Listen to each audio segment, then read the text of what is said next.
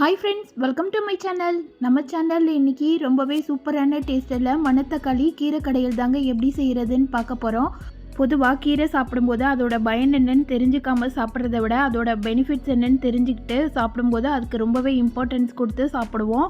இதோட பெனிஃபிட்ஸ் என்னன்னு பார்த்தீங்கன்னா, இது நல்லாவே பசியை தூண்டக்கூடியதுங்க. அது மட்டும் இல்லை, அலர்ஜி ப்ராப்ளம் இருக்கிறவங்களாம் அடிக்கடி இந்த கீரையை சாப்பிடும்போது நல்ல ஒரு ரிசல்ட்டு கிடைக்கும். முக்கியமாக சொல்லணுன்னா, சளி இருமலெல்லாம் நல்லாவே கண்ட்ரோல் பண்ணக்கூடியதுங்க. அது மட்டும் இல்லை, உடலில் இருக்கிற ஹீட்டெல்லாம் நல்லா குறைச்சி ஸ்கின்னை வந்து நல்லா சைனிங்காக வச்சுக்கிறதுக்குமே இந்த கீரை ரொம்பவே ஹெல்ப் பண்ணுங்க. இவ்வளவு ஹெல்த் பெனிஃபிட்ஸ் இருக்கிற கீரை கடையில் எப்படி செய்கிறதுன்னு பார்க்கலாம் வாங்க. இது செய்கிறதுக்கு குக்கரில் 50 கிராம் அளவு துவரம் பருப்பு எடுத்துருக்கிறேன். அதில் பாதி 25 கிராம் அளவு பாசிப்பருப்பு எடுத்துருக்கிறேன். இது ரெண்டையும் தண்ணி ஊற்றி நல்லா 2லேருந்து 3 தடவை கழுவிக்கலாம். கழுவிட்டு ஒரு 2 டம்ளர் அளவு தண்ணி சேர்த்துக்கலாம். இது கூட பார்த்திங்கன்னா பூண்டு பல் வந்து ஒரு 8லேருந்து 10 பல் அளவு பூண்டு சேர்த்துருக்குறேன்.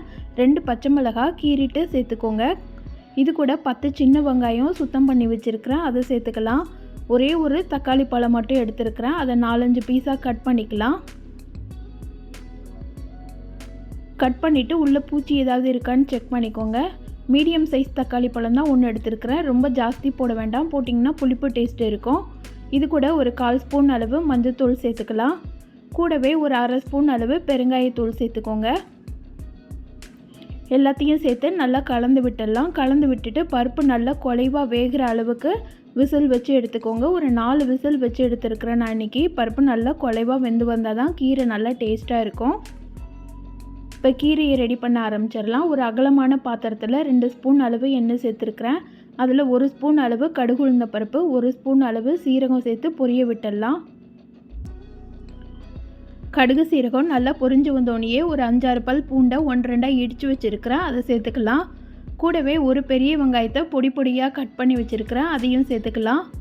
இது கூட 2 காஞ்ச மிளகாய் 1-2 கிள்ளிட்டு சேர்த்துக்கோங்க. ஆல்ரெடி நம்ம பச்சை மிளகாய் சேர்த்துருக்குறோம், அதனால் காஞ்ச மிளகாய் 2 மட்டும் சேர்த்துருக்குறேன்.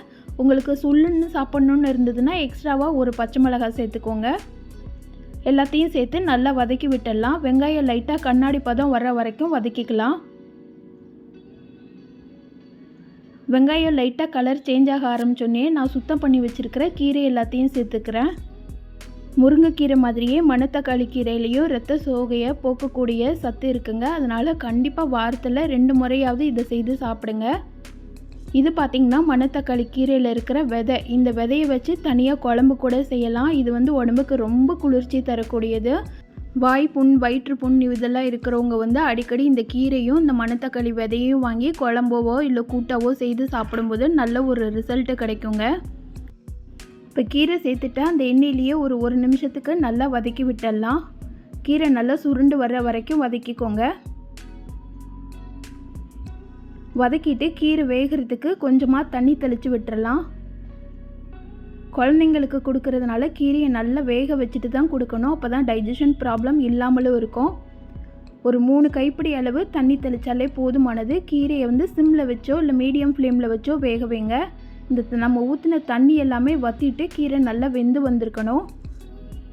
தண்ணியெல்லாம் நல்லாவே வற்றிடுச்சு. இப்போ கையில் எடுத்து பார்த்திங்கன்னா கீரை நல்லா கிள்றதுக்கு ஈஸியாக வரணும். அந்த மாதிரி இருந்தால் தான் கீரை நல்லா வெந்துருச்சுன்னு அர்த்தம்.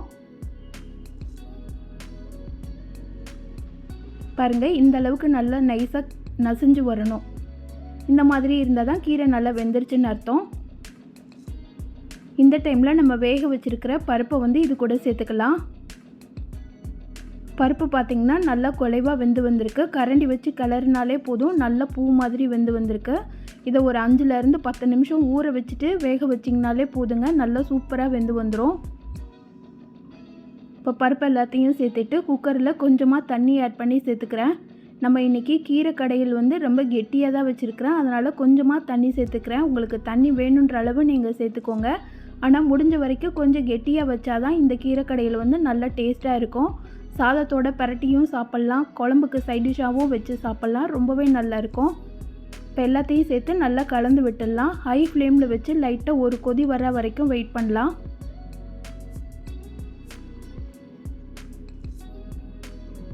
இப்போ ஒரு கொதி வந்துருச்சு. இந்த டைமில் உப்பு சேர்த்துக்கலாம். ஆல்ரெடி நம்ம பருப்புக்கும் உப்பு சேர்க்கலை, அதனால் தேவையான அளவு உப்பு சேர்த்துக்கோங்க. சேர்த்துட்டு ஒரு மத்து இருந்ததுன்னா மத்து வச்சு கடைஞ்சி விட்டுருங்க. கீரை நல்லா சூடாக இருக்கும்போது கடைஞ்சிங்கன்னா தான் ஒரே ஈவனாக கடைஞ்சி வரும், இல்லைன்னா கடையிறதுக்கு ரொம்ப கஷ்டமாக இருக்கும். நீங்கள் குழந்தைங்களுக்கு கொடுக்குறதா இருந்ததுன்னா கீரையை மட்டும் தனியாக ஃபில்ட்ரு பண்ணி மிக்ஸி ஜாரில் பல்ஸில் வச்சு ஒரு சுற்றி எடுத்துருங்க. மிக்சியில் போடுறதுக்கு முன்னாடி கீரையை மட்டும் நல்லா ஒரு காற்றுல ஆற வச்சுருங்க. ஓரளவுக்கு ஆறுனதுக்கப்புறமா மிக்ஸி ஜாரில் போட்டு அடித்து எடுத்துக்கோங்க. அதுக்கப்புறமா பருப்போடு சேர்ந்து கலந்து விட்டுட்டு லைட்டாக கொதி வச்சுட்டு எடுத்துட்டிங்கன்னா சூப்பரான டேஸ்ட்டில் ஒரு மணத்தக்காளி பருப்பு கடையல் ரெடி ஆயிருங்க. நம்ம வெறுமனே கீரையை மட்டும் கடைஞ்சி கொடுத்தோன்னா குழந்தைங்களும் சரி பெரியவங்களும் சரி சாப்பிட மாட்டாங்க.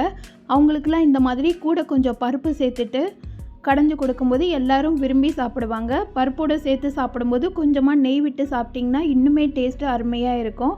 இந்த டேஸ்டான ஹெல்த்தியான மணத்தக்காளி கீரை கடையலை இதே மாதிரி மெத்தடில் நீங்களும் செய்து பாருங்கள். செய்து பார்த்துட்டு எப்படி இருந்துச்சுன்னு சொல்லிட்டு கமெண்ட் பண்ணுங்கள். இந்த வீடியோ பிடிச்சிருந்ததுன்னா இந்த வீடியோவுக்கு லைக் பண்ணி சேனலை சப்ஸ்கிரைப் பண்ணிவிடுங்க. Thank you friends.